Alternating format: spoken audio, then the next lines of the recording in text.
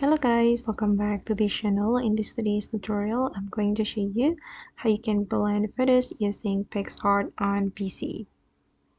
Okay, let's get into it guys. I have opened PicsArt.com and I'm going to add my photo to my PicsArt project. I'm going to click on Browse Files, and for the first photo, I'm going to go with, for example, this one. I'm going to click on Open. And then the photo will be added to the PicsArt project. And if we want to blend photo, we can add the second photo. Tap on photos option, and then here you're going to upload your photo, or you can choose the uploaded photos, but I'm just going to select photos from my device. For example, I'm gonna go with this one. Click on open. Okay, and I'm going to zoom in to fit the screen.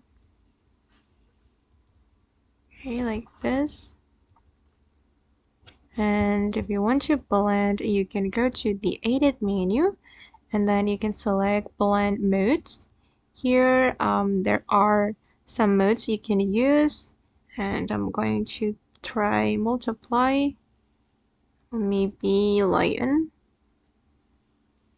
or screen. Okay, I'm gonna go with the screen mode, and you can customize the opacity right here. I'm just going to make it 100, and this is the final result.